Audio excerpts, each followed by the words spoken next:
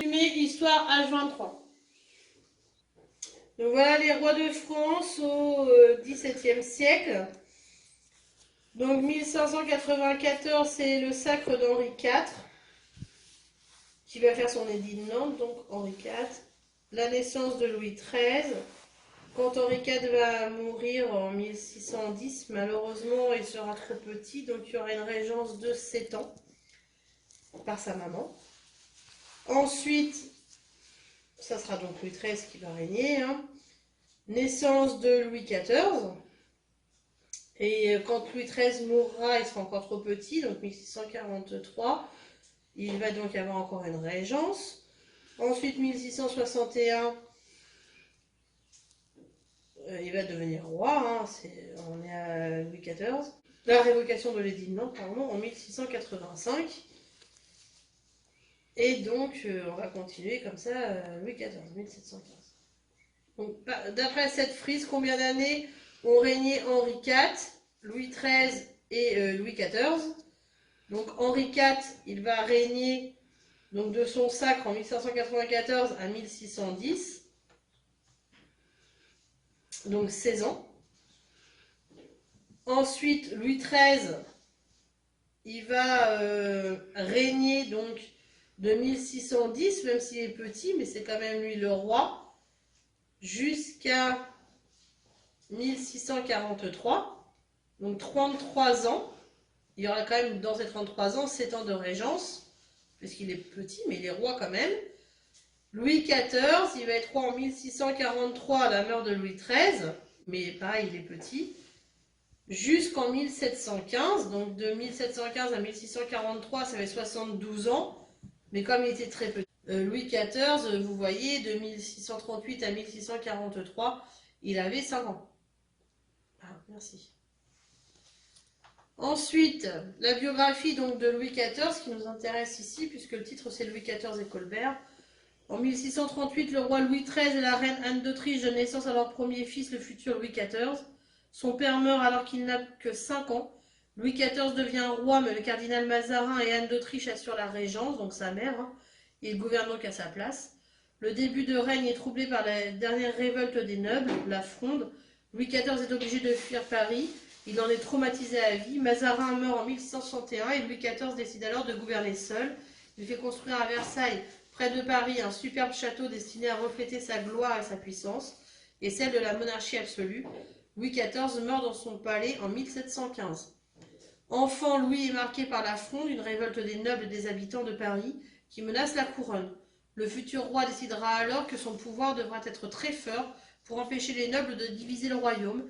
C'est ce qu'on appellera la monarchie absolue. Donc à partir de quelle année Louis XIV est-il roi? Quel événement important marque l'enfance de Louis XIV? Combien d'années dure le règne de Louis XIV? Et qu'en penses-tu? Donc 1638 plus 5, 1643. C'est donc le début de son règne. La mort de son père et la Fronde, ça l'a beaucoup marqué. Et 72 ans, c'est très long, un très long règne, le plus long de l'histoire de France. Donc une journée de Louis XIV, ça me semblait bien de le faire parce que c'est atypique, on ne se rend pas compte de la vie du roi. Il a fait construire le château de Versailles et rassembler la noblesse pour mieux la contrôler. Il protégeait les savants et les artistes, il menait une vie très réglée et était en permanence entouré de sa cour. Donc le petit lever et le grand lever, 8h et 8h30. Le premier valet qui a passé la nuit au pied du lit du roi, vous avez bien entendu, il dort sur la paillasse au pied du lit du roi. S'approche du lit et murmure « Sire, voilà l'heure ». Suivant les premiers chirurgiens qui examinaient le roi, pour voir s'il était en pleine forme. Entrait le premier gentilhomme de la chambre du roi. Il ouvrit le rideau du lit. 6 personnes, les garçons de chambre, étaient déjà entrés dans la chambre. Puis c'est l'entrée familiale, les membres de la famille royale, des princes du sang, le premier médecin, le premier chirurgien, le premier valet de chambre. Donc vous voyez, quand on se lève le matin, à 8h du matin, déjà, voilà, on a déjà plein de monde dans sa chambre, on n'est pas encore réveillé. Ensuite, une fois qu'il est bien réveillé, il va à la messe, 10h. Au sortir de l'appartement du roi, une procession se forme dans la galerie des glaces, suivie de ses courtisans. Le roi traverse l'enfilade du grand appartement. Le roi s'installe ensuite à la tribune de la chapelle royale pour assister à la messe. Le conseil à 11 heures, le roi tient ensuite conseil dans son cabinet. 5 ou 6 ministres travaillent avec le monarque, qui parle peu, écoute beaucoup et décide toujours en dernier lieu. Bien sûr, ils n'ont pas vraiment leur mot à dire, enfin c'est pour la forme. Le dîner au petit couvert, donc à 13 heures. Dans sa chambre, le roi mange seul, assis à une table dressée face aux fenêtres. Ce repas est en principe privé, mais Louis XIV a pour habitude d'y admettre tous les hommes de la cour, en général ceux présents au lever. Donc normalement il est censé être seul, mais parfois il a des invités, des hommes en particulier. Promenade ou chasse à 14 heures, retour au cabinet pour se changer, puis chasse ou promenade. Le roi sortait tous les jours, le roi adorait ses jardins. Il écrivit un guide pour mieux les visiter. Dans la promenade, le nôtre ou de Monsard l'accompagnaient, donc ceux qui ont créé ces jardins et ce palais, à qui il posait de nombreuses questions, ou bien l'accompagnaient les dames à Trianon ou à Marly. Audience particulière à 17 heures, le roi se rend dans son cabinet, où il peut signer de nombreuses lettres préparées par son secrétaire. Réception de la cour à 19 heures, le roi se rend dans le grand appartement, où il jouait avec des courtisans aux cartes, au billard, on y dansait également. Souper ou grand couvert à 22 heures. La foule se presse dans l'antichambre de l'appartement du roi pour assister au souper du grand couvert. Le roi s'assied à table entouré par les membres de la famille royale. Et tout le monde le regarde. Il y a une foule autour qui regarde ça. Le coucher à 23 heures, c'est un rituel public où le roi se retire dans sa chambre. Par exemple, l'heureux bénéficiaire qui a l'honneur de tenir le bougeoir du roi change chaque jour. C'est une version abrégée de la cérémonie du lever. Donc tout le monde regarde que le roi se couche en pleine forme. Voilà, drôle de vie pour un roi quand même. La monarchie absolue de droit divin, donc au début du XVIIe siècle, le roi de France est plus important. Le roi de France est donc plus important qu'au Moyen-Âge. Roi par hérédité, il dispose d'une armée, fait rendre la justice, lève les impôts pour tout le royaume et tient son pouvoir de Dieu par le sacre. Cependant, il a un pouvoir en partie limité, il doit faire accepter ses décisions par les parlements et il n'a aucune autorité réduite sur les villes qui s'administrent elles-mêmes. Avec Henri IV et Louis XIII, la monarchie se renforce, mais c'est sous Louis XIV qu'elle devient absolue.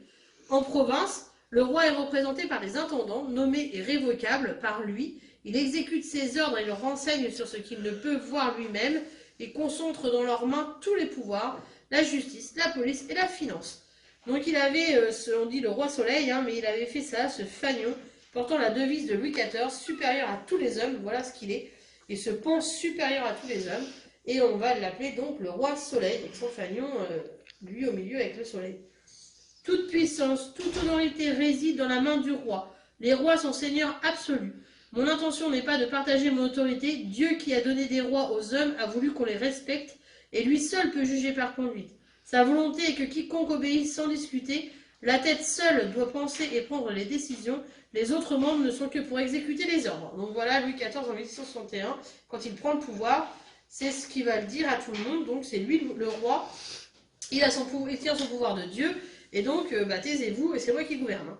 Comment Louis XIV veut-il gouverner? Et retrouve les deux arguments qui l'emploient pour justifier son pouvoir absolu.